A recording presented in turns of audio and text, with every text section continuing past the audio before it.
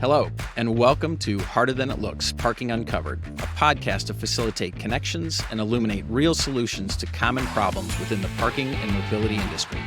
I'm Brian Wolf, President and CEO of Parker Technology, and I'll be your host as we speak with parking professionals from across the industry at all levels to uncover tips, tricks, and best practices to manage what we all know is harder than it looks, parking a car. On my podcast today is Marlene Cramer. Marlene is the Director of Transportation and Parking Services for California Polytechnic State University, San Luis Obispo. She has 20 years of parking and mobility industry experience. She strategically has developed the university's parking program as a comprehensive, sustainable, and award-winning program. And she's implemented several technological and efficient processes to bring significant changes to the parking program and customer improvements to the campus. On today's show, we're going to cover how Marlene's diverse background has contributed to a better parking experience for her parking customers. We're going to talk about, as a college parking professional, how difficult it is to navigate the challenges of delivering an inclusive parking experience to all of her constituents. And then, of course, I can't help but want to dig in on hearing more about her run-in with O.J. Simpson's lawyer, Robert Kardashian. So, Marlene, welcome to Harder Than It Looks. Thank you, Brian. Thanks for having me today. I am so looking forward to digging in on so many different fronts. And given the fact that you've already given us the option to make it fun, I cannot wait to have a little fun.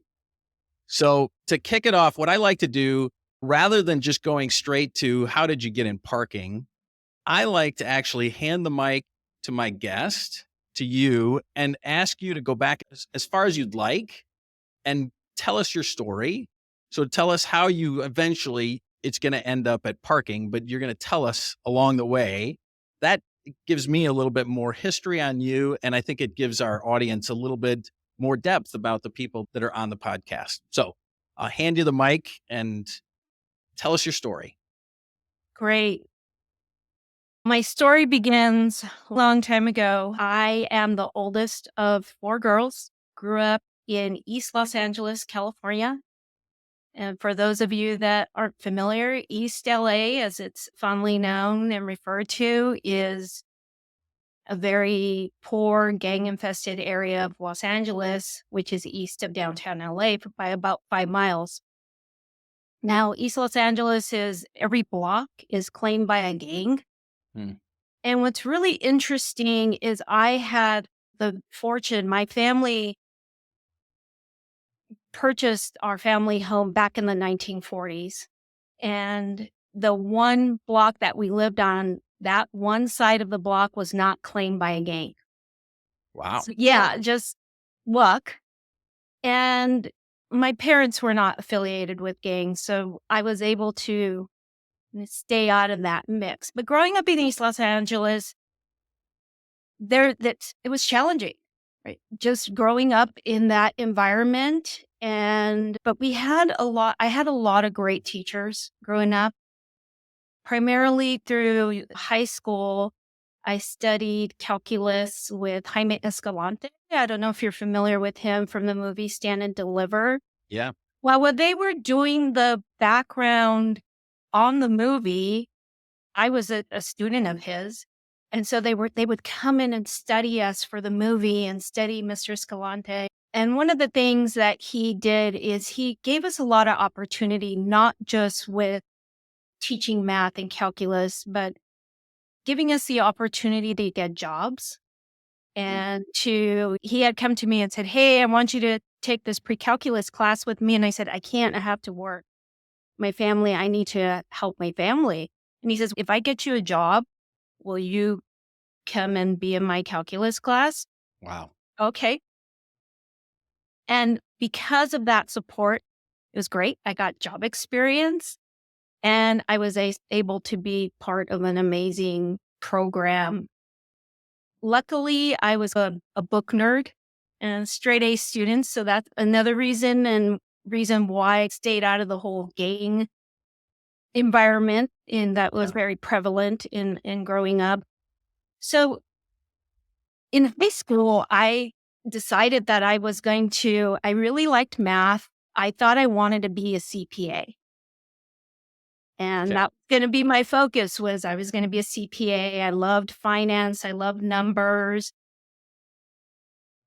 And so I started as a student assistant at USC Medical Center in the finance department. Like I said, I'm going way back, so bear with Yeah, me. no, it's good. I love this part of it. This is how we get to know you. And So, there are parking people, I'm sure, that know you that don't know this part of your story. That's the whole point of handing you the mic. so as a high school student, I was a student employee for LA County. Graduated high school when I was 17 Mhm. and continued as a student employee. And I had really good grades. I got accepted into some really good schools. I got a full ride scholarship to USC. Wow.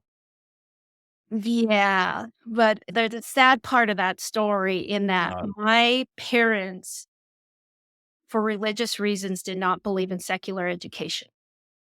oh, So they forbade me to go to school and said, if you want to go to school, you got to do it on your own, which made it really tough. yeah. And so that's where I said, okay, I'll do it on my own, and started working full time at 18 years old in finance and put myself through school. Now at USC, I was able to work in some different units. And one of the units I worked in, one of the hospital administrators had been, he had got a job over at LA County Sheriff's Department to run their medical services, which, just so you know, LA County jails has 20,000 inmates. So they have a big medical program for all Sure. the inmates incarcerated. Yeah. So he said, hey, come over to the sheriff's department and, you have your budget and finance background. Come and be my budget analyst over at the sheriff's department. So I went from working Department of Health Services, which I had worked for 4 years in various backgrounds, including doing like quality improvement, quality assurance, surveys and other things that really helped me in Yeah. parking as well. Yep. Went over to the sheriff's department and worked at Men's Central Jail. So that's where we come to the connection to Mr. Kardashian. I was very fortunate that I had a assigned parking space. Parking was at a premium, and I was happy to have my own space. So one day I come to work and this big black Mercedes is in my parking spot. And I told the security guy, said, hey, do you want a car towed out of your spot? Sure. I want that car towed out of my spot.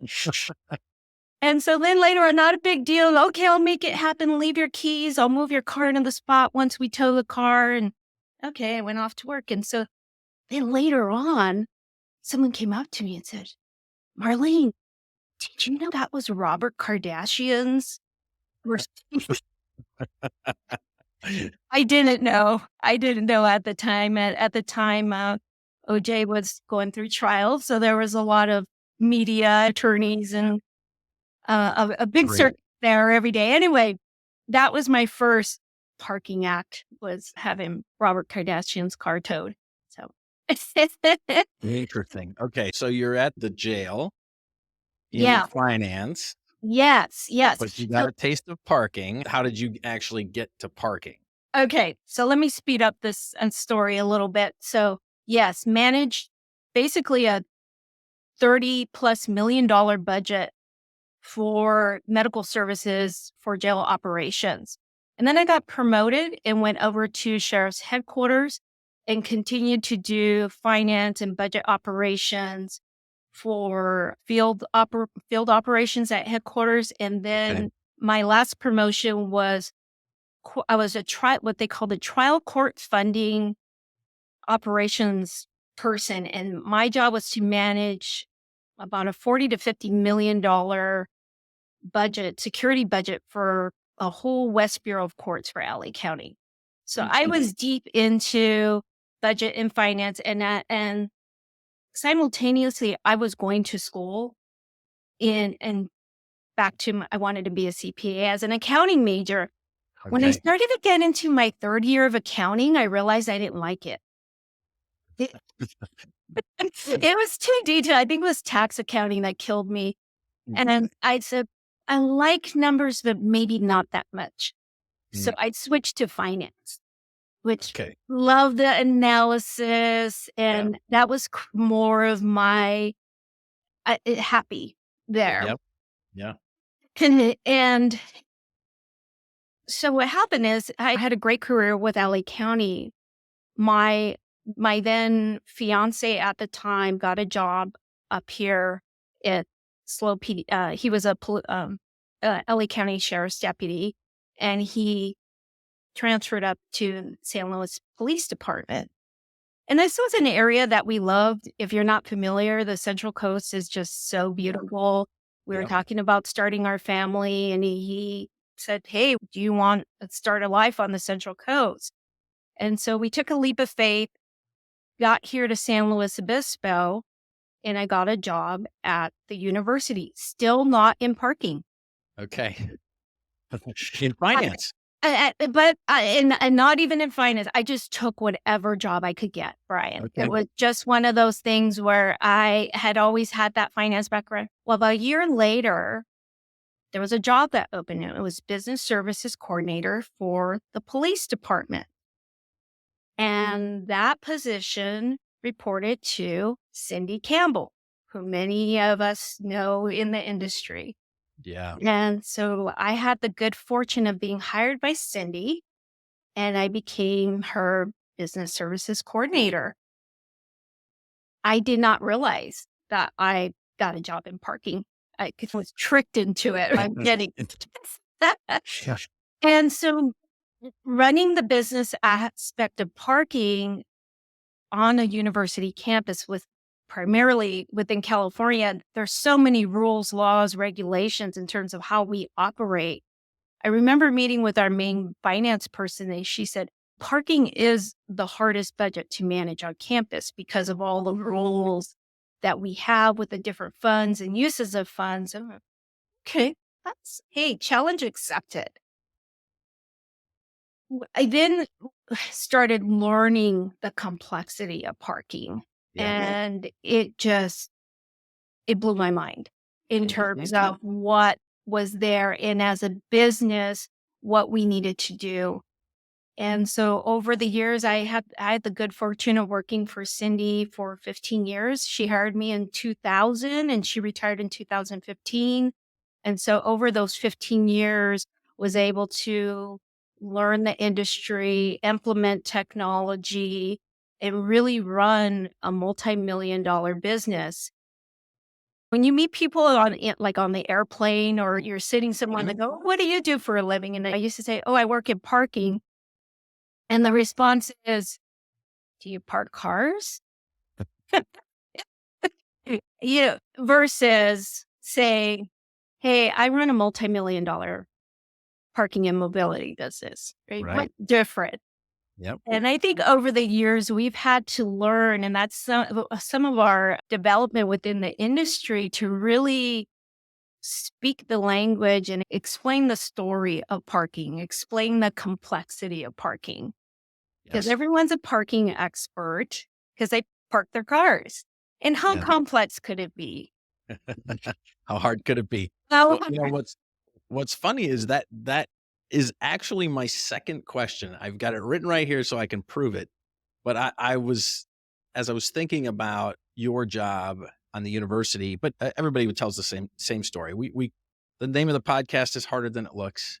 My experience has been you get 1 degree separated from parking. So anybody above you or beside you, 1 degree separated, they have absolutely no idea how hard it is to park a car.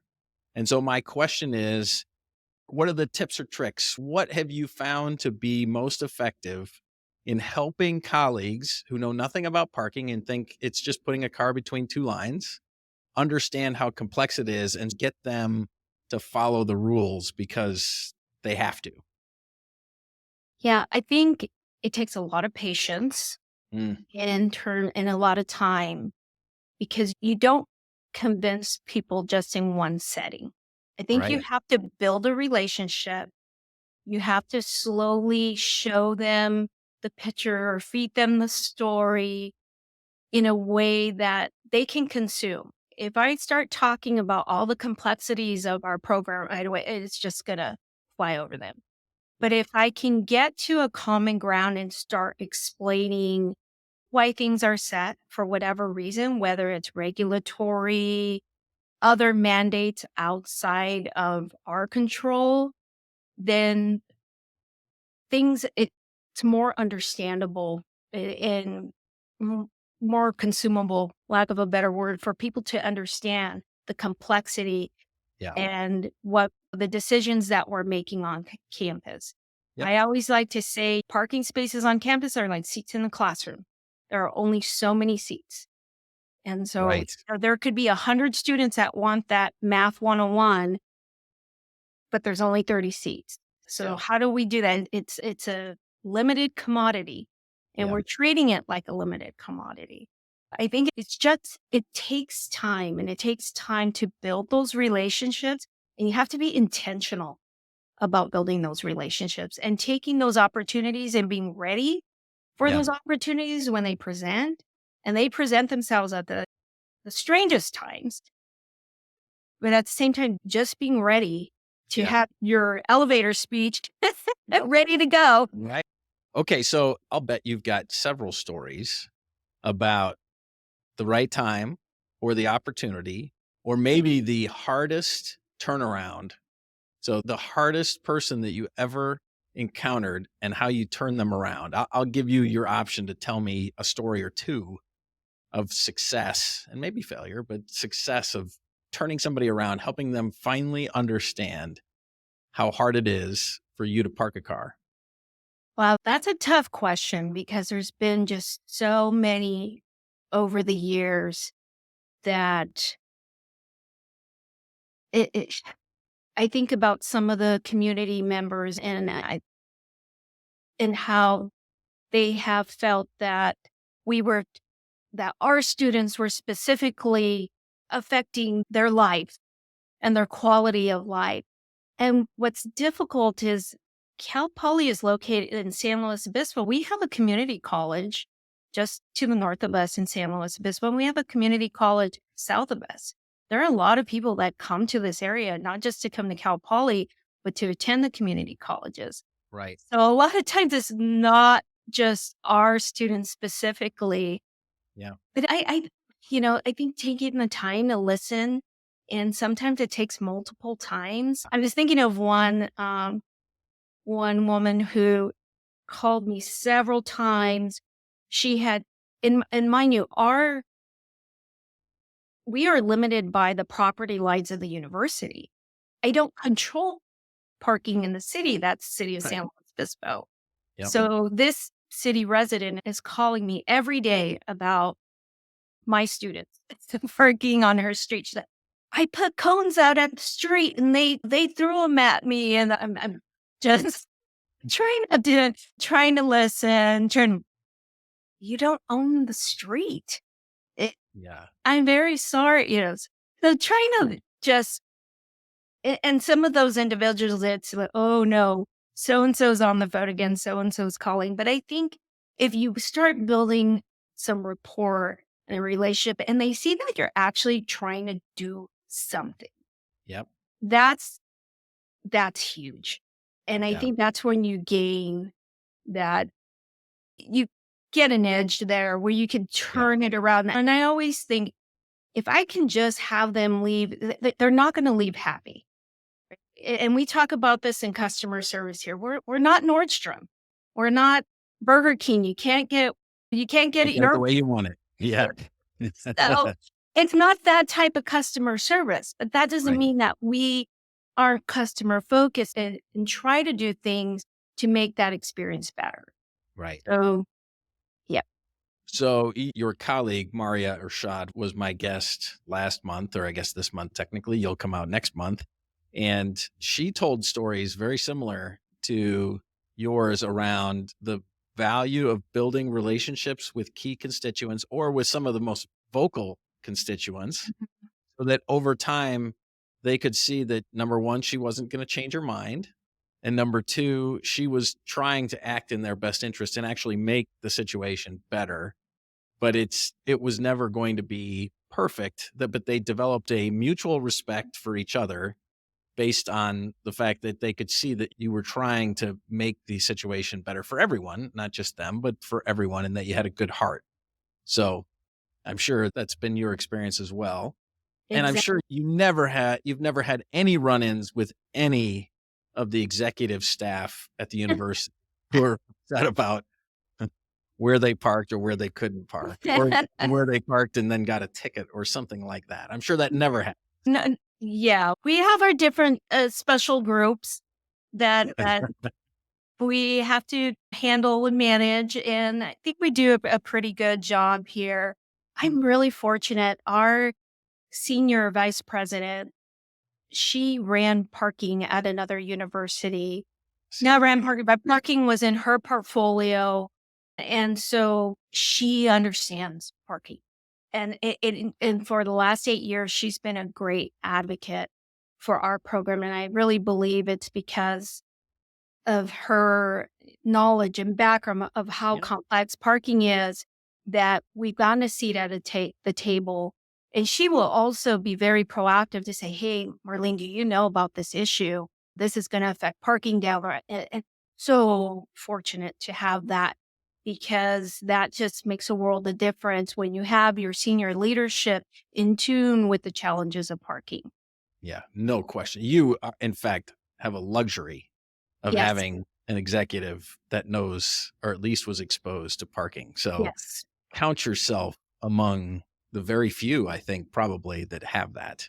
yes, So yes. that's good. Good for you. Okay. All right. So now let's talk a little bit about, you talked about your diverse background, the finance. You were in the police department, and then you were at the health services at USC, I think, right? Or maybe it was at the police department. Tell me about some of the mindset or the processes that you brought from there into parking.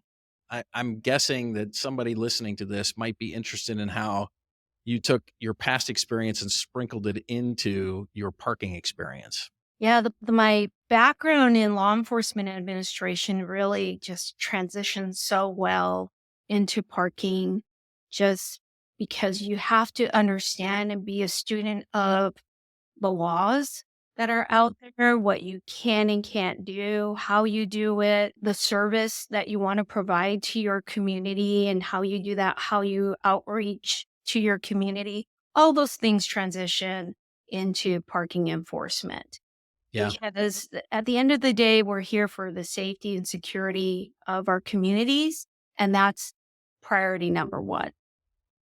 Interesting.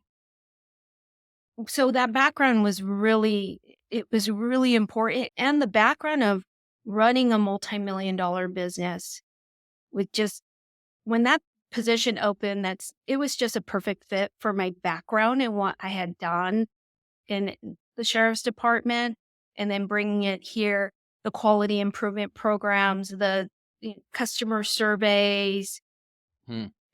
all the things to look at the business and bring efficiencies, because as a public agency, we're limited in resources.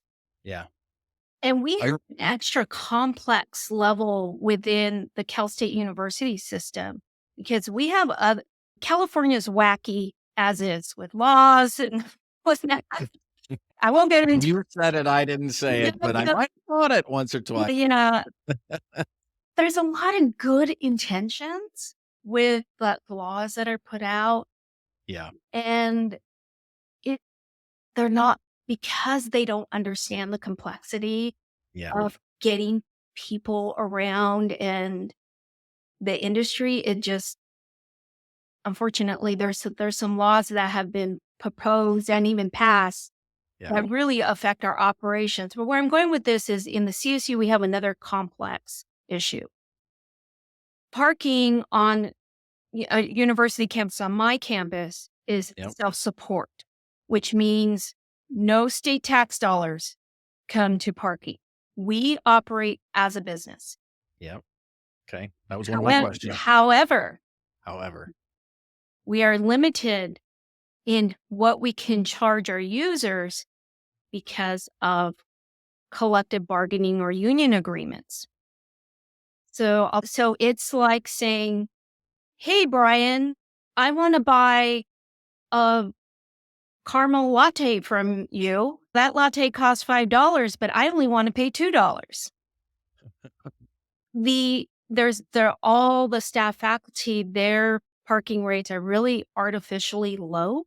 So what does that do? Low parking rate it's, encourages driving. yeah, It discourages using sustainable transportation. I've had staff tell me it's more expensive for me to ride the bus than to drive my car and park.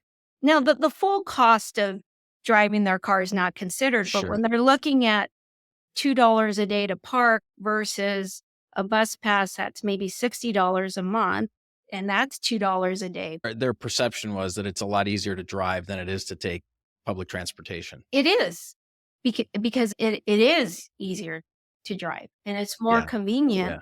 And the problem is we are not pricing it at the cost. Staff faculty pays $2 a day, but a student pays $8 a day.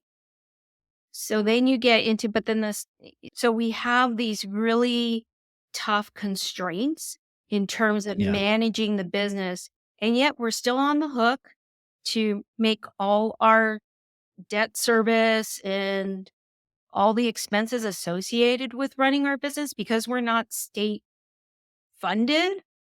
Yeah. We have to worry about having reserves and making sure we have adequate maintenance and repair.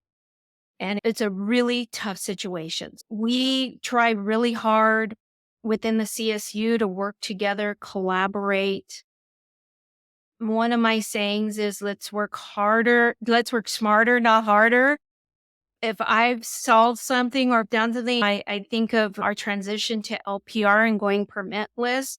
A lot of my colleagues are going through that. It's like, reach out. You can borrow anything on my website. You can look at all the documentation. Please do not sit and try to write a policy that was already written and you can just tailor it. So that's a great thing about the industry is I think we're just such a giving group in terms of our information and everyone that I've worked with throughout the industry is willing to share their successes. Yeah, I've seen the same thing, which is one of the things I love about parking for sure. Okay, so you touched a little bit on technology. Let me shift the conversation that way. You've probably seen a lot of technology changes in 20 years. And so give us a snapshot of what you were dealing with 20 years ago, and then how you got to the technology you're using today and how you decided when to put it in. And then obviously you got to figure out how to pay for it. But just give me sort of a mindset around where you started 20 years ago, but where you are today and how you decided to get where you are and how you decided to make the change. So I'm going to start 20 years ago as dinosaur days. Literally, everyone had to come to our office to buy a permit. We had lines out the door. They would fill out a slip. You'd say who you were. And then someone would have to input that into a green bar report. If you're old enough to know what that is, dot matrix report that was about a foot thick that would come out 4 to 6 weeks later. So you didn't know who you sold your permit to. You didn't know what car that was associated with for weeks and weeks and weeks. And that's what we had. You couldn't make citation payments online. You couldn't appeal online. And then slowly, there wasn't a lot out there 20 years ago. This is over 20 years ago. This is 23 years ago. Sure. And then slowly, these solutions started to pop up that were really interesting. And was like, wow, we don't have to wait 6 weeks to get our permit information. Let's use this new software and start going with that. And we just slowly started transitioning as the industry presented the opportunity. Yeah. then we got to the point where, and things were, I'm going to use the word stagnant for maybe 5, 6 years. And there was an economic downturn. And I think things were status quo with technology. There wasn't anything super new or exciting. And then things started to ramp up again. Yeah. And here came credit card meters and some other really cool things. And I remember just going to the different parking conferences and coming back like, wow, it would be neat to do this or do that. And eventually, how we did it was we did it by what we felt was the most urgent need, like what was the biggest bang for our buck, to Yeah. be Okay. quite Good. honest. Yeah. And Biggest pain. That makes sense. exactly, exactly. And also leaning on my colleagues to say, okay, you use this. How is this really working? How do you use this? What do you do? Because you have to, a lot of people come to me and say, or ask, what do you use and what vendors are you using? And it really depends on now. We have the luxury in the industry of there's so many options. Right. What do you need? Do you need the Yeah. Ferrari or do you need just a Toyota Corolla? Because Yeah. you have all of it in between. Yeah. And so I really try to, when people come to me for advice about that, I really try to, what do you actually need? What are your long-term goals in terms of how you want to operate? What's your staffing? Does your support look like? Do you Yeah. need to outsource that? So there's just a lot there in terms of how what we've done. And now, and I'm going to say over the last 7, 8 years, we've been able to be very strategic in how we implement technology and knowing where we want to be and how we want to use it going forward and still looking at new things coming in and new and Right. exciting things. So it's just such an exciting time. Rachel Yoka always says IPMI is like Christmas. And I really do feel like that. I'm just so excited to go and see what's new and talk with all my parking friends and family and people that I've worked with and really trusted advisors that we've built relationships over the last 20 years. And there's just so much there. There's just so much more for the future as well. Yeah. That's great. That's good. I love your enthusiasm for the future. There's a lot going on for sure.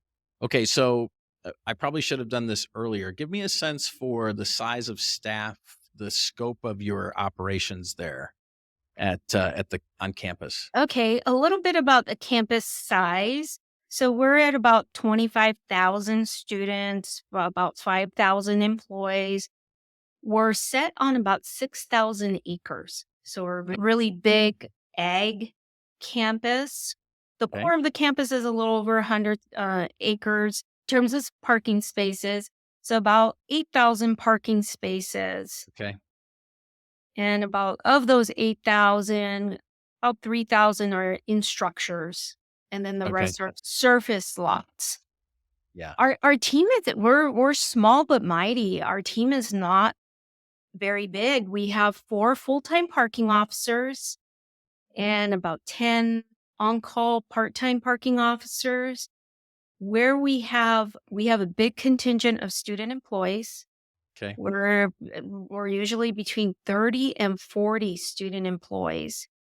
And then we have another additional 6 full-time staff that have various roles to support the parking operation, whether it's reception center, appeals coordinator, sustainable transportation coordinator, software systems person, we have a director of business services that helps us with all the finance aspect of the business. Yeah. So Marlene Jr. yes, exactly. So we have, it's for what we do and the size, we do a pretty great job with the small team that we have. Yes. I commend you for a small but mighty team. So do you have any particular tips or tricks for finding good people and or engaging and keeping good people there on campus? Couple things, especially for parking programs that are within law enforcement. Like mine, I report to the chief of police. Historically, we always looked for people that had enforcement background. Okay. Whether they were security guards or did some type of theft prevention. And about 5, 6, 7 years ago, we stopped that. We started looking for people that had hospitality background and service. Right. The other thing that we did, Brian, is we reclassified our parking officers from position would be posted parking officer. Right. Now they're customer service specialists. Okay. And that helped.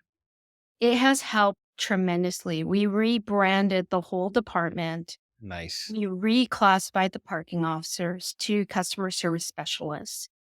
And now there's a progression within our parking officers. So our on-calls are on-call parking officers. But once you get into those permanent roles, it's customer service specialists. Nice. And the beauty of that is now we can assign them within their job classification. Because remember, I'm work in a unionized environment. We could officially give them roles that can be outside of just enforcement, directing traffic, writing citations, just your normal job duties, and really focusing on helping the business be more effective. And it's been great. It's been great for our recruitment and our retention. And we've been really able to expose our officers to other projects and things that they would otherwise have not done. And so it really builds the team and it builds confidence and it builds skills. And the reality is you don't want to lose good people, but it's also a good thing when you've developed someone, because as leaders, that's our role, is to develop our team, right?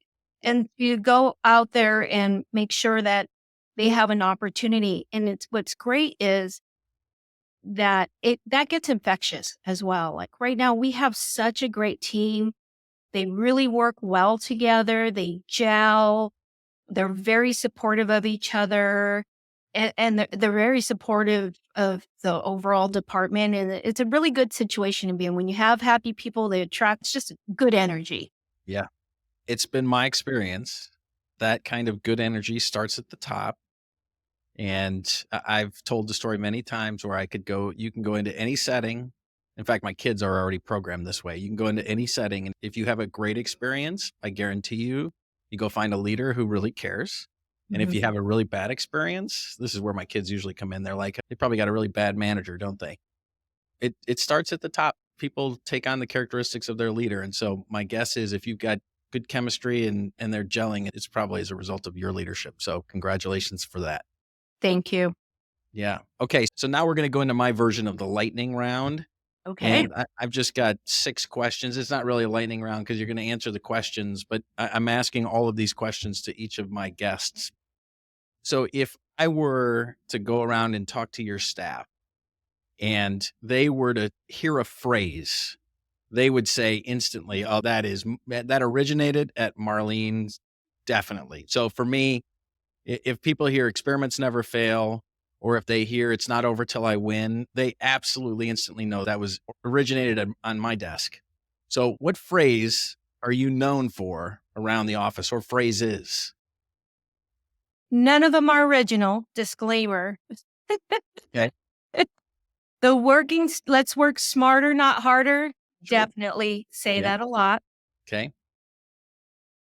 I also like to remind myself and the team, and that this is just basics, but if it feels good, don't say it. And I want to thank Cindy Campbell for that one and her training. It really is so basic, but it'll keep you out of hot water at work and at home. Yeah. If it feels, let me say it again. If it feels good, don't say it. That's right. I love that one. I'm going to use that one. I'm going to use that one a lot. How many times have you been in a meeting and you want to say something snarky, right? Yeah, if it feels good, don't say it. Keep it there. Feels good. That is fantastic. I And it love that. really, we get customer service is so tough in Yeah. parking, right? Yeah, it People is. are not here because they want to be here, Yeah. upset and Sure. they're riled up. And a lot of times they're gonna attack personally. Brian, how long have you worked here? I've worked at this university longer than you've been alive, and I've parked there forever. It's just a way to keep yourself in check. Yeah, for sure. We, as you can imagine, we take 160,000 help calls every month, and those people are not pushing the button to say hello. The other thing that I say, and this is more internal to my team, is don't let the facts get in the way of a good story. We got to validate the facts. Yeah. Let's look at what's true Yeah. and factual and go with that. And don't don't listen to all the noise. Try to get to that meat of the problem Yeah. because you're going to Get to get the a root. fluff, Yeah. and you can always try to stick with the facts. And if you stick with the facts, and it's not that, we say, oh, just tell me the facts and I don't care. We want to hear the story, but Yeah. internally think about, first of all, the facts and then what you agree with, because that's another thing. If there's smoke, there's smoke, there's fire. Yeah. So you got to think about where your customer perspective is coming from. If Yeah. they think it's a problem, there's a little sliver in there that's a problem. Yeah, I like that. I like that a lot. So So we focus on those things. So those are my sayings. They're not mine. None of them are my own, but yeah. and those are like some of my favorites. Oh, and the last one is, it's not the journey, it's the parking. It's not the journey, it's the parking. That's good. And because we are the first and last impressions Yeah. when you go somewhere, right? Yeah. That's the impression that you get of service and professionalism and all of that. And we are a big part of delivering that perception for our organizations. Yes. Lots of pressure. Lots of Yeah. pressure. No question. All right. So, what is the hardest thing that you've ever done in your life? We'll get to parking in just a second. Wow. So I talked a little bit about my education journey, Yeah. which was a very long journey because I worked full time since I was 18 years old. So I'd go to school full time for a while and stop. And then I was a single mom for a while. And so about in 2014, I was finishing up my degree, and it was a dual degree in management and human resources. And unfortunately, my mom was dying at the time. Oh, I'm sorry. And so I was trying to full-time job, obviously very busy here, supporting my role, had my mom that was very sick. I was trying to finish up school. And although I had a lot of support at home, it was just a really tough time. And the day I took my final exam for my degree was the same day my mom passed away. Oh, wow. That Wow. morning, something in me said, you know what? I better just get the final done, because I knew she was in her last days. That was the toughest thing. And then, so then I have a follow up to that, because I had worked really hard to finish my degree. And then I started working on my CAP, which was great journey. I was setting myself up for this position, and I was working in the role, and they didn't select me.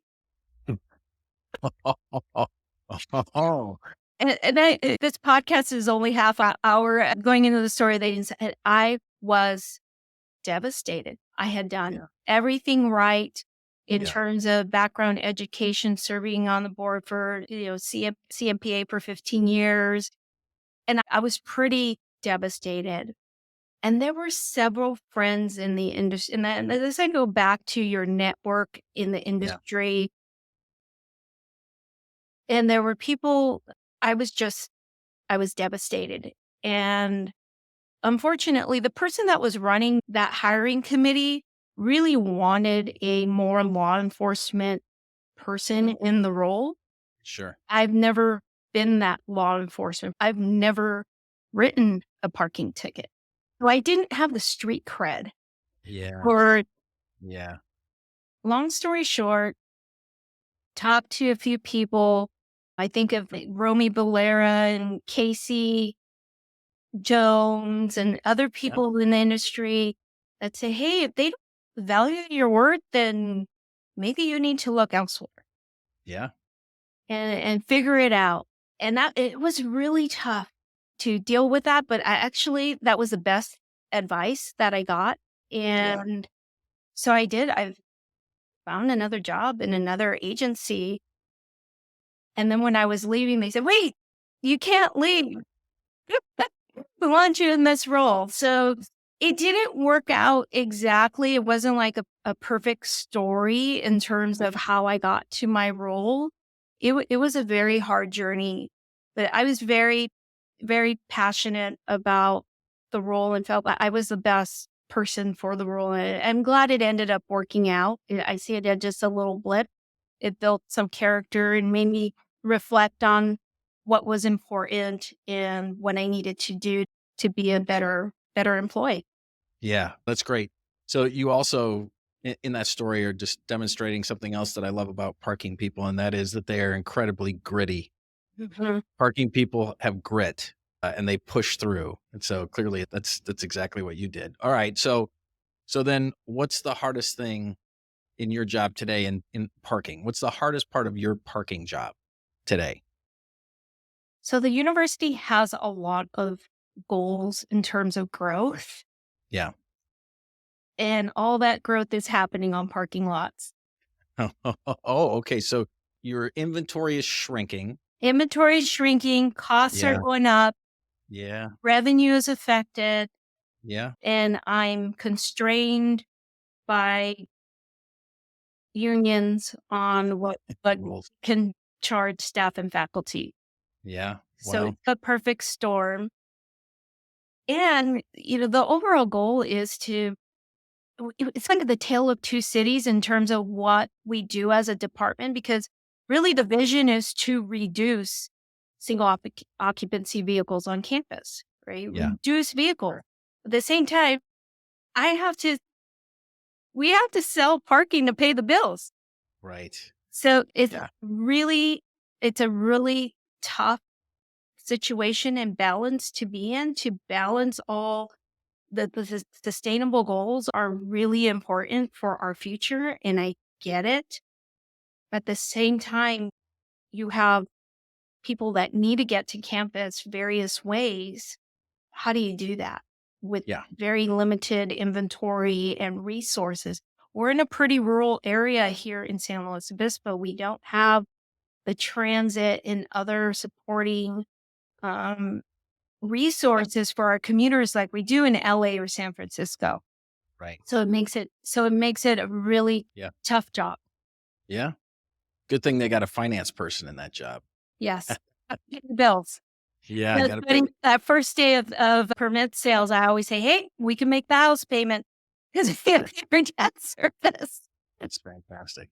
All right. So now, if you could wave your magic wand and fix anything in parking, what would it be? I would fix the issue of parking being tied to the union agreements.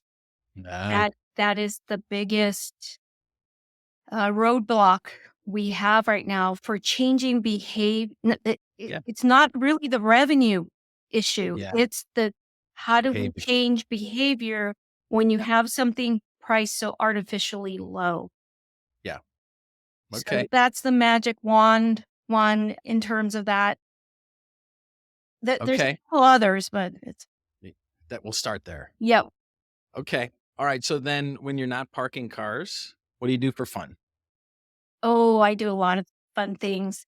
My husband and I are car people. Go figure. In the parking industry, we're car people. So we'll take one of we call them our fun cars and take it out for a drive. There's a lot of beautiful roads up here. Uh, Also love to drink wine. We have a beautiful wine region here. Yeah. And there's about 300 wineries in the area. It's Wow. Yeah. gorgeous area, great wine. So between driving our fun cars and going out on nice road trips, drinking wine, Okay. close So, second. Ro- yeah. And and you got to be careful with both of those, That's obviously. right. Absolutely. Absolutely. And both of those fun cars, just for our stick shift. I don't know how to drive stick shift. I am a Uh, designated driver. So it works okay. out great.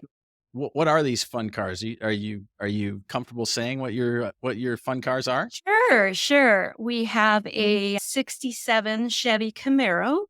Ah, Yeah. okay. And Nice. we have a 57 Porsche Speedster. Oh, wow. We, Okay. we Well, also have another car that's under construction right now, and that's a 55 Chevy. okay. Wow. I am the proud owner of a 1969 Camaro. Ooh. So I'm familiar with the Chevy muscle cars. It is actually, as we speak, in pieces being restored a second time. I restored it when I was 18. I've owned the car for 30, I can't do math, 36 years, 35 years, 34 years, something like that. It's being restored. I restored it as an 18-year-old, and I restored it like an 18-year-old would restore a car. And so now this time it's going to get restored. I'm going to have a brand new 54-year-old car, hopefully in a year or so. So Nice. super fun. Congrats. Yeah, Thank you. I'm solving parking problems at work and at home. Nice. Good for you. All right. So the last question for you is, what are you most proud of? I am so proud of where Cal Poly is today in terms of how we've developed as an organization and have used not just technology, but been able to bring so many efficiency to so many processes.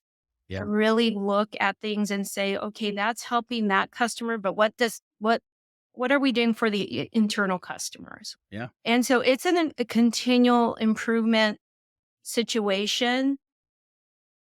Years and years ago, and I'd been in this department for 23 years, so it's a long journey. A Yeah. long time ago, it was one of those things where, oh, Marlene does quality improvement. That's what she does. Where, now everyone has a vested interest and is looking to how they can improve something, and not to improve just to change things, but Sure. to really make a difference and be intentional with that and really manage that change management within the team and what can vary. Because that's the other downside of technology is Yeah. sometimes it's coming at you too fast and furious, and you just can't, you're getting overwhelmed with Yeah. it. You can't absorb it. Yeah. No, it's true. The parking is changing fast. There's a lot of improvement. There's a lot of change, and you have a tough job to balance what you bring on campus and what you don't, for sure. You have to be a student of the industry because it's still changing so much, and be out there and constantly looking and seeing what's out there, because a solution that might not work for me today may be something that's working for me 2 to 3 years down the road. So I think also being open-minded to things, Yeah. not, oh, that wouldn't work here, or we don't do that. I think you have to be open-minded to see where things can go and where you can take them to improve service and to improve operations. Yeah. No, that's great. I can hear the passion in your 23 years of experience, for sure. Hey, welcome back to segment 2 of Harder Than It Looks, Parking Uncovered. Today I've got Andy Witham with me. Andy is the owner of Jigsaw Marketing, LLC, in Indianapolis, Indiana. And you can see over Andy's right shoulder, he has a couple of statuettes that will look very familiar. Oh, he's got 3 of them. He's got one right next to him. I saw that in the setup.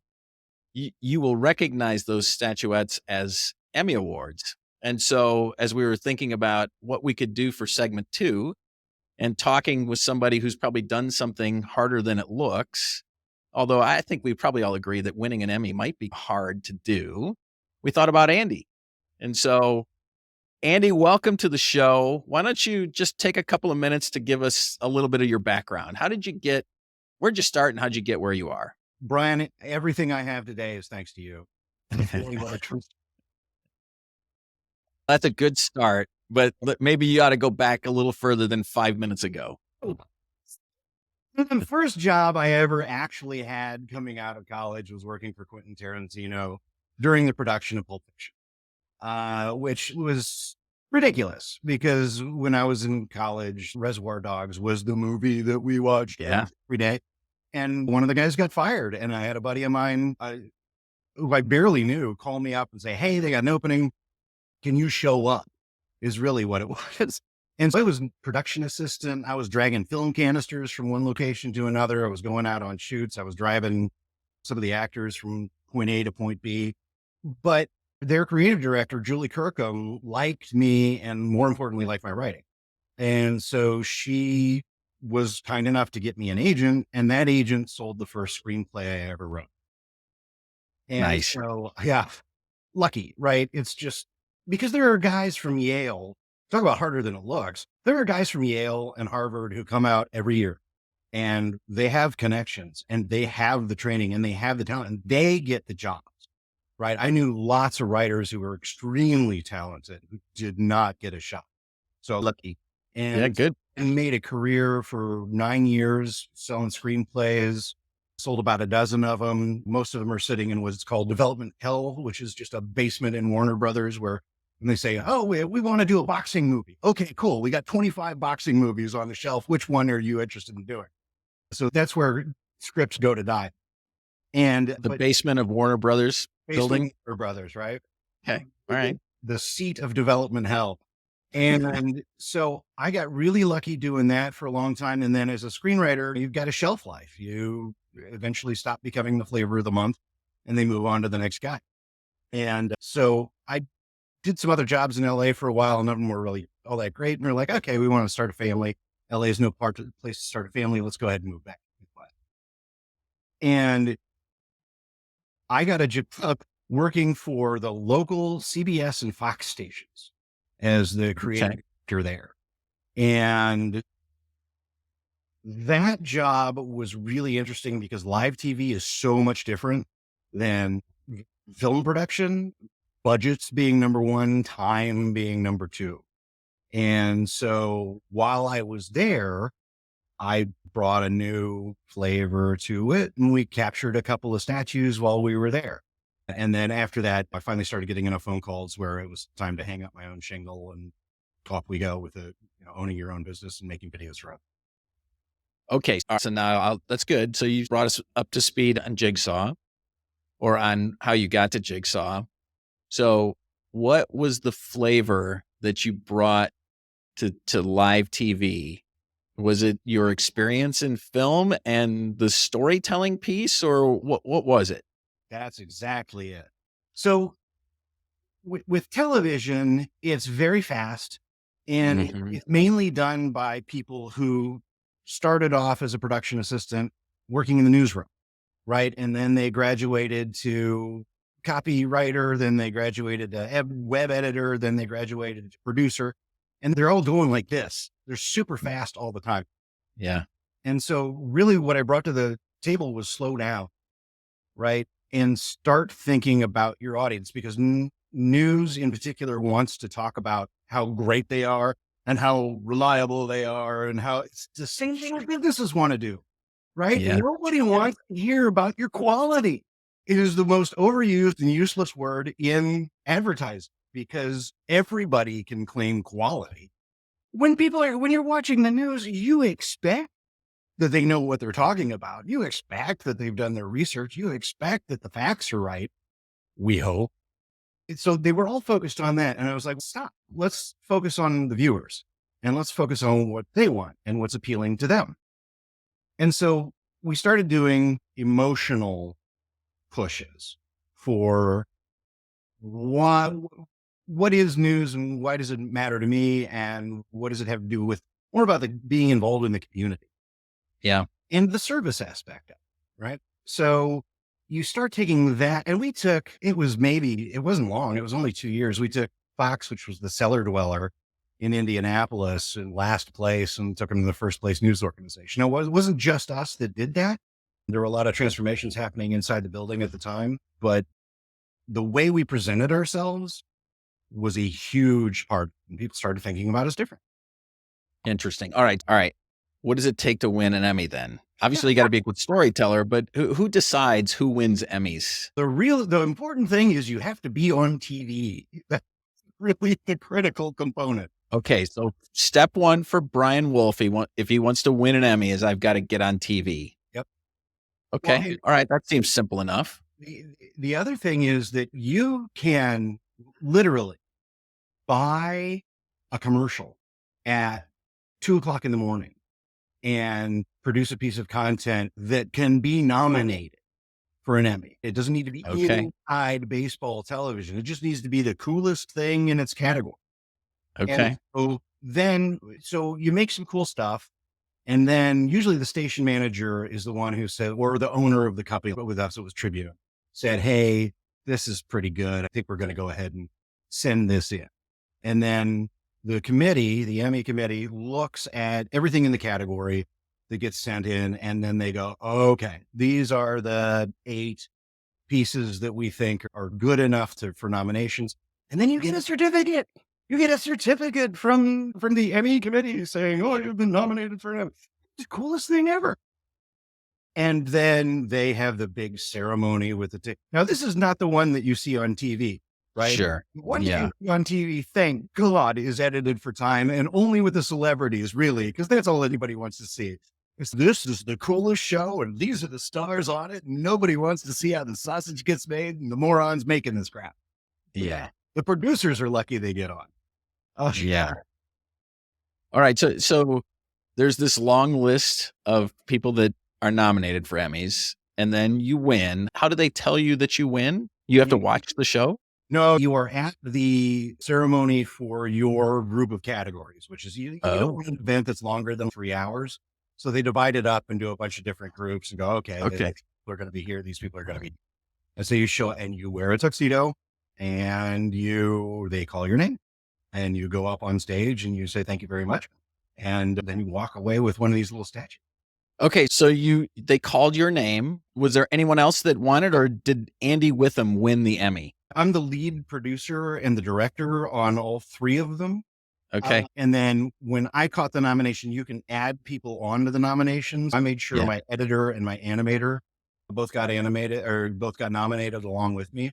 I'm the lead, but Ryan Wing, and Michael Long and Robin Breeden all got one as well. Okay. So are you the only one on stage? Here's what's beautiful is that they hold the ceremonies roughly during spring break. I have never once been to an Emmy ceremony. Oh, it's harder than it looks. Try winning one when you're not actually there. Yeah. Okay. All right. So now we are seeing the sausage because you're like, I'm not even going to show up. And I'm not even going to show up because you didn't think you were going to win? Absolutely. Great. Right. It's okay. I'm going to go. First of all, I'm going to miss spring break with my family. There's 2 days I got to be gone. Yeah. 2, I'm going to sit in some stuffy room wearing a tuxedo, eating rubber chicken for 3 hours so that I can not be called when the thing. I could totally relate to that. I'm like, there's no way I'm going to be humiliated as I'm not chosen. Or would you like to go to Barbados? Yeah. Yeah. That seems like an easy choice. Okay. So they didn't do a live shot of you on the beach? Hey, congratulations, Andy. You just won an Emmy. It's pre-recorded. Thank you all very much. I'd like to my mother and my father. They're right here. We're having a good. Was it pre-recorded? Oh, that'd be great. Literally, the first one I thought I had. Come on, they're like, I think on that one there are like 5 or 6 other people nominated, and they're big deal people. And I thought, come on, give me a break. Okay, so I want details. Who are these big deal people? Would I know these big deal people, or are you talking about big deal people in news? Big deal people in the industry, like people that have 25-year track record of winning Emmys. But the proudest one I ever got is actually the Promax Award. We had to beat out HBO. It was HBO, USA Network, ESPN, and I can't even remember 2 other national networks and we beat them. It was just like, what are you talking about? Wow. Those must have been good stories. That's the thing. They have to be, Yeah. because Okay. what's harder than it looks Yeah. is actually capturing people's attention, because Yeah. you do that all the time. I do that all the time. If you are in business, you are trying to get people to pay attention to you.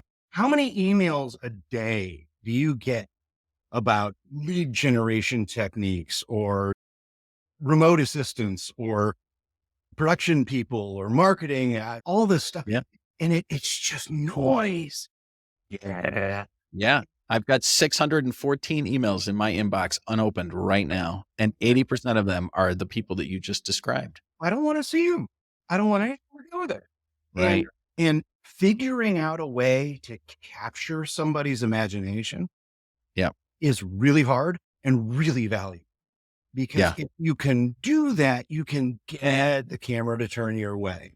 And once that happens, then you have the opportunity to talk to them and say, hey, here's what we have for you. Here's how it's different. Here's how it's going to make your life better. Yep. And that's the real trick, is presenting yourself in a different and creative way that makes people notice that you exist at all. Job one. When I was working for Disney, they had a rule that said the first 14 times somebody sees a commercial, nobody notices it. You only start getting them once they've seen it 15 times. Think about that, Yeah. right? You are already $5 million deep into your advertising before anybody has paid you the slightest bit of attention. Yeah.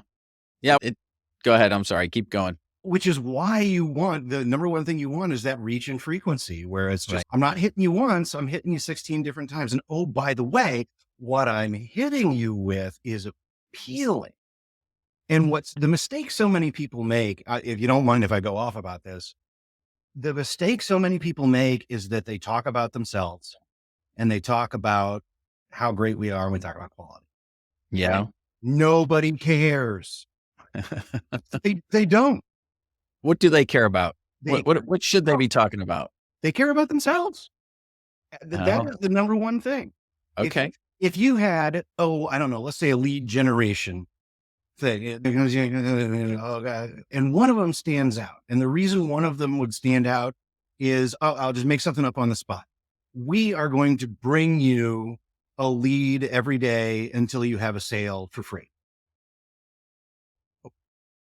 I might even reject that. Right. But yeah. I don't believe you. But that's it, right? You don't believe me. But Yeah. at least you caught my attention. Now, Sure. keep delivering that message to me where that point of entry is so low. Okay. Yeah. That's interesting. The offer, nice. And it has nothing to do with you. It has everything to do with me and what Yes. okay, I can try these idiots out and I can get a closed sale for free with no effort on my part other than taking the phone call. Okay. So, Fine, I'll give it all right. So pro tip 1 is you got to talk about them, not yourself. Pro tip 2 is stand out. Oh. Clutter. Okay. How do you stand out? In my world, you stand out with the creativity, right? Yeah. Oh, that's an interesting look. Oh, that's an interesting idea. Oh, that's an interesting graphic. If you can get them for 6 seconds, right? Yeah. The opening of a video is crucial, right? What are you saying during those first 6 seconds that matters to them or stands out as being different? It's the clutter prevents, if you were the only person in the world ever, if you were P.T. Barnum and you're the only guy in town that has a 3-ring circus, you've got a clear playing field in front of you, but you're not, right? People have different versions of the thing that you're offering, and being able to go, hey, hang on a second. Gotcha. And capturing their imagination with an interesting visual is a great way to start. Copy is actually harder.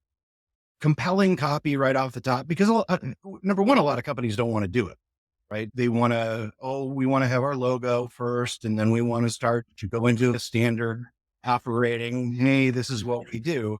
And if you can go, whatever, make up something on the spot. Did you know dinosaurs are in your yard right now? What? Do anything to capture their attention right off of the bat. Yeah. Oh, just making them do this, Yeah. having them lean in Yeah. is gold, is Yep. absolute gold. And there's a reason it doesn't happen all the time, because it's scary and it's weird, because by doing something different, by definition, you're already uncomfortable. Okay. So breaking the norm, you're saying that you got to do that. How All do right. you, That sounds like pro tip 3. right?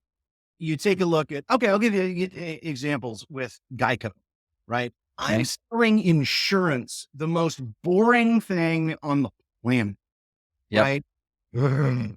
You are safe.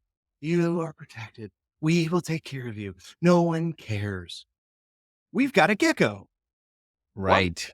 We've got a caveman. What? Right? Has nothing to do with insurance. But you Yeah. captured my attention.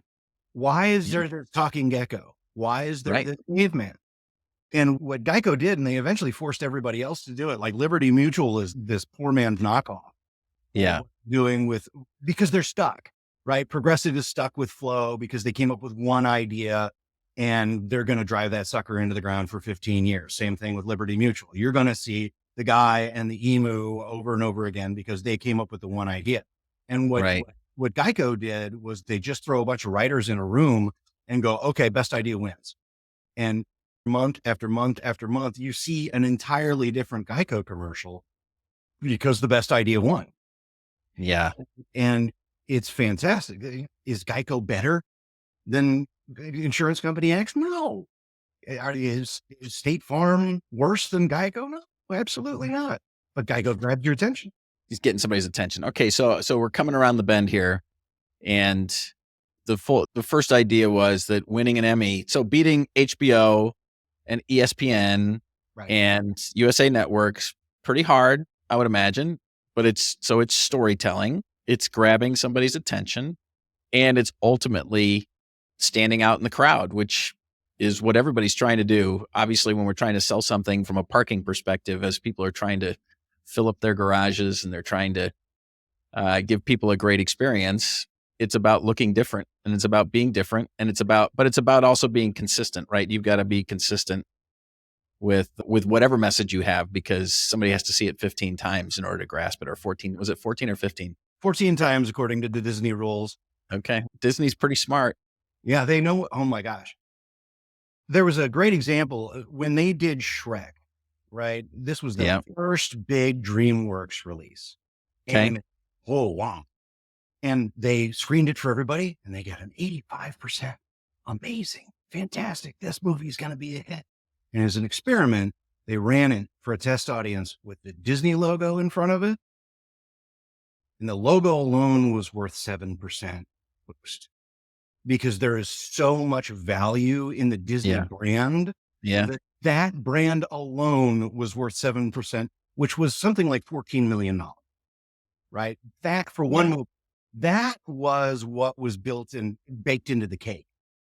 And they're the best in the world, no question. And the other thing too, is that Disney always knows that they're going to have a release, and people hate competing against them on opening weekend because they will outspend you 2-1 every single time.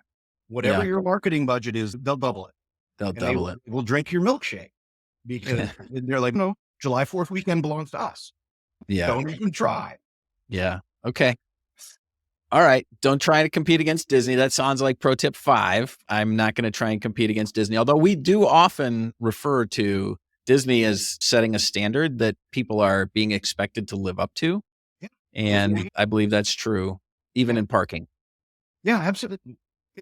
But it's not even in parking. Like, all of our industries are important to us. Our vertical matters, right? Yeah. And being able to you have to stand out in terms. Parker's great because they actually have something interesting and unique to offer.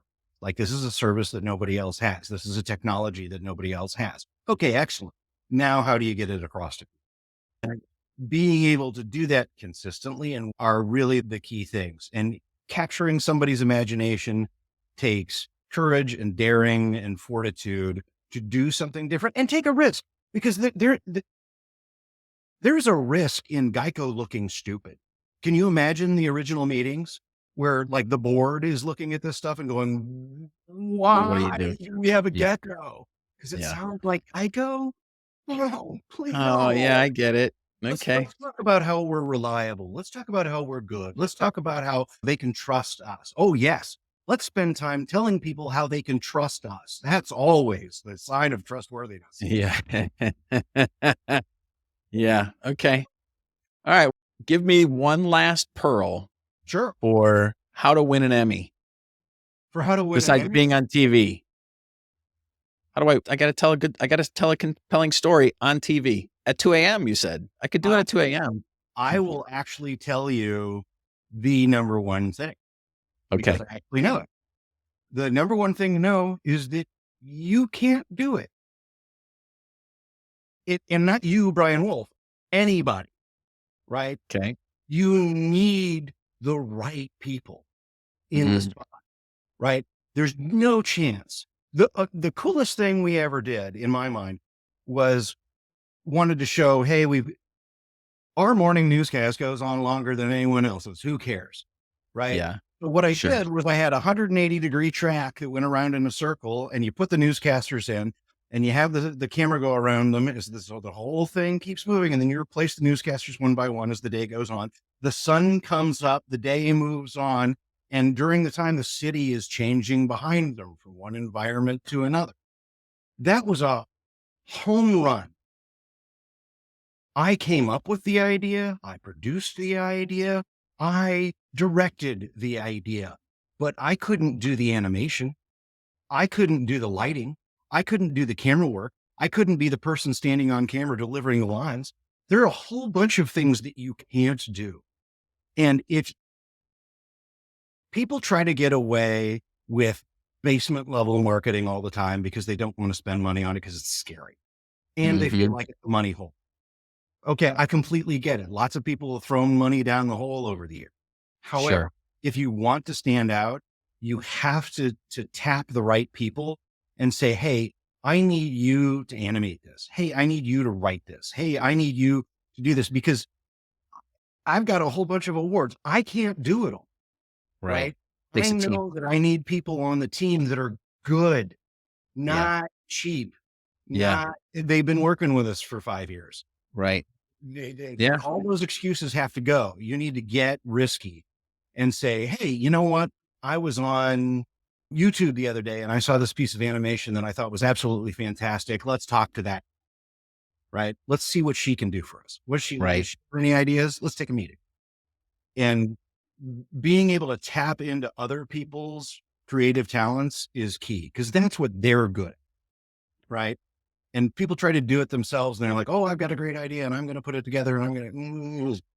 Yeah, you need expertise. I'm hearing you say that you need some expertise. It takes a team to do it, because it would be hard for one person to do it all.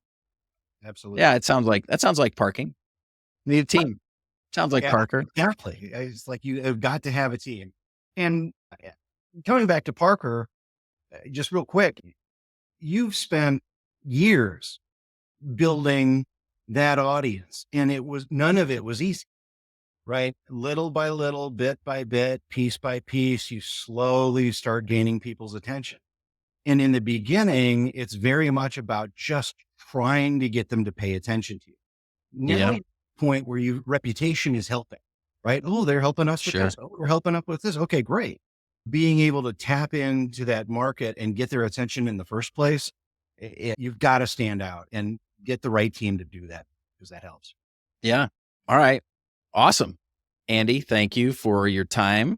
Thank you for your expertise. And most importantly, for your friendship. We've been friends for a long time, and we won't bore people. We'll bore people over bourbon sometime about how we met. Okay, that's a wrap on this episode of Harder Than It Looks, Parking Uncovered, presented by Parker Technology.